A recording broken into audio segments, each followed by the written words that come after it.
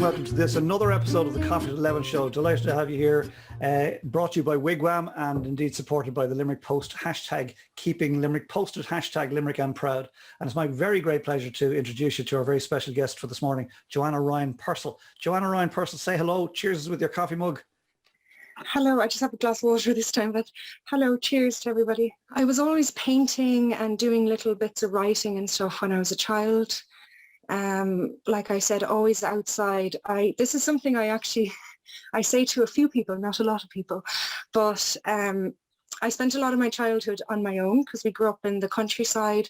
My brother has autism and he was always inside with the computers. And anytime he played with me, he had to win. So that was the way it was. So therefore, my dad was working and my mum was, doing her jobs too. So I spent a lot of my time on my own. And so now I am the result of an unsupervised imagination is what I sometimes say, which can be a good thing and can be a bad thing. I suppose, I would have always made up stories for myself when I was a child and act them out in the fields and pretended my dog was some characters. And one thing I used to do a lot is my pony would just be out in the field and I'd run up to him, I'd jump up on him, no saddle, no bridle, nothing, just me, and gallop around the field with him. And I remember there was this branch in my old home in Emily where, because you see, I had a very good pony, you see, so he responded when I asked him to do things. So I was able to, just with my legs and just by pushing his shoulders, I was able to guide him under this particular tree. And I used to gallop, grab the branch, and then I would whip off. And that was just my entertainment for the day, seriously, just by doing that. And I used to stand on his back while he walked and trotted around the place. And there was always another one or two horses there because my dad and my mother rode horses as well. So there was always another horse around. So this particular pony I'm talking about is called Cody. I got him when I was 10 and I sold him then when I was 12 because when I moved into junior level, which starts when you're 13, obviously, he just was too small to do any of the jumps or anything. So it was an absolute heartbreak. I had to say goodbye. But anyway, that's the thing about animals, I think, is that they teach you how to let go and they teach you how to move on and they teach you about grief. So I had a very good friend, Dougie, and it's a funny story how I met him. I was busking on Grafton Street. I was only a couple of months in Bray. I was busking on Grafton Street. I was dressed as a tiger and I built a cage for myself. There you go. So on Grafton Street in Dublin. And then this man in, like a harlequin coloured suit and a top hat. He was selling balloons, making shapes out of balloons. And then he came over to me and he started improvising with me and he played the ringmaster. And I just went with it and I was improvising, pretending to be the tiger and like snapping at him and snapping at the audience, at the people on the street passing by. And then a few people were like, what on earth is going on here? So a few people stopped and then he put out his hat and said, come on now, give it up for the girl, come on now, And then we started talking and he was just really cool. He's a little bit older than I was, maybe about 10 years or whatever, but he was just really cool and we just hit it off and he was into circus and he asked me, do I want to do something with him, like performance-wise? And so I was like, yeah, sure, that'd be cool. And then he actually, it's a really nice memory that I have. He actually brought me to a circus, so we can just, have a look at it and get some ideas. And one of his ideas was he would be on stilts and he would be a puppeteer and I would act as a puppet. So I'd just be like, whatever, do all that movement underneath him and he'd have strings attached to me. That was one of our ideas that we were going to do.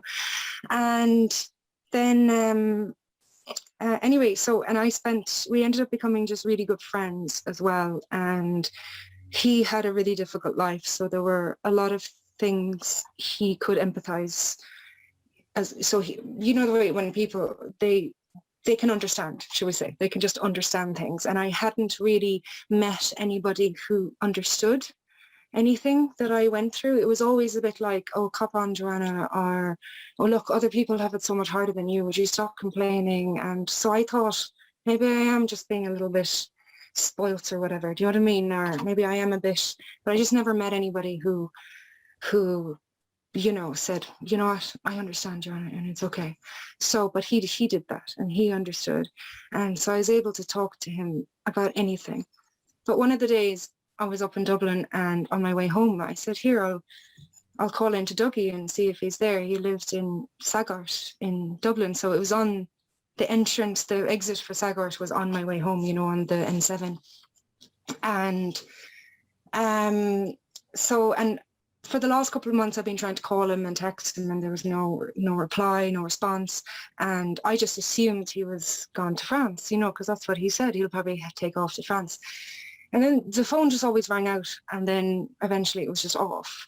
So anyway, I said, here, look, I'll take a chance. I'll call into him. And I knocked on, or I tried to remember, it was an apartment block, and I tried to remember the code because obviously I knew it.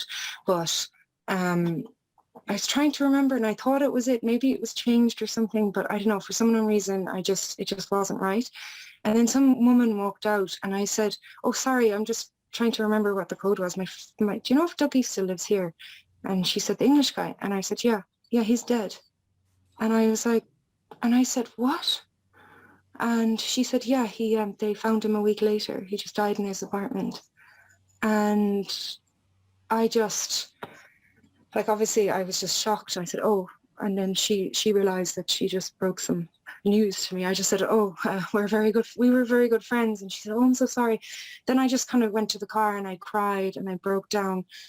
But, and I remember only a year or two ago, I spoke to my mum about it, and she told me, I asked her, what was I like? Because I shut it out, you know, I didn't know how to deal with it. So I just pretend he never existed.